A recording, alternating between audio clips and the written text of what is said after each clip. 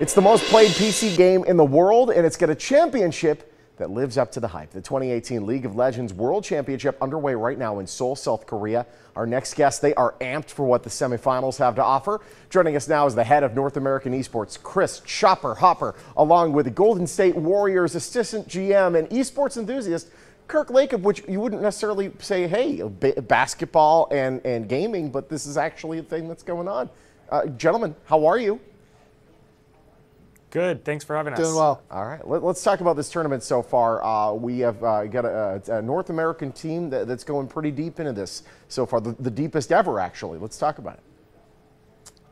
Yeah, we've got Cloud9, one of the 10 teams that we have here in the NALCS, a competitor to the Golden Guardians, one of the domestic leagues coming out of North America.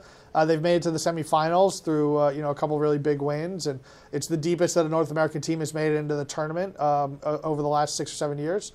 So we're excited to support them. It's a great vindication for the region as a competitive league, and we're excited to see what they can do on the biggest stage. Absolutely.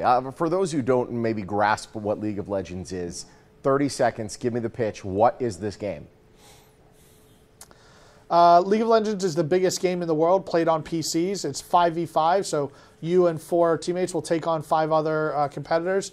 You'll play one of the 140 champions that we have in the game, and you're trying to take down strategic objectives on your way towards capturing the enemy base. So I've heard it as it's kind of a combination between basketball and capture the flag, where everyone has a specific role that they're playing, but you're building towards that end objective. No question. It really is amazing to watch. This event, by the way, you'd be like, oh, okay, they're playing video games. For people that don't get it, they're like, oh, well, those kids, they're just having a lot of fun. 57 million viewers watched the World Championships live last year. It's insane. And then you're drawing more and more people every year. This is really just huge. It's getting internationally just massive.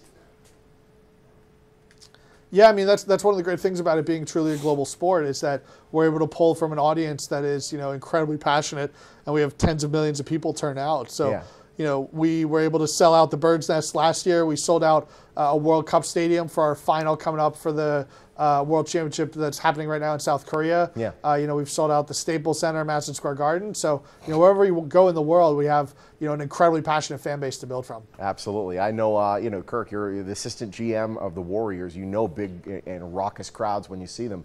How do you make the leap from NBA to LOL? How does this happen?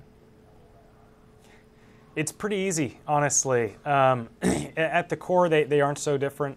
It's all about team and competition and storylines. That for me, he says it great, but there is a basketball component to League.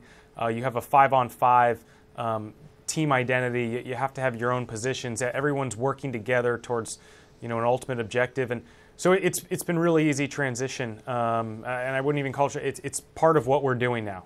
It's part of the Warriors fabric. We're extremely excited about it. And we think the sky is the limit. We're really pushing to help make this an even larger, more mainstream sort of thing. But we love where it's going, and we really have enjoyed our first year. We hope to be in the World Championships next year. No question. There we go. Then you can be the Golden State Warriors of League of Legends. Huh? Right? No? Just saying. Why not? Why not?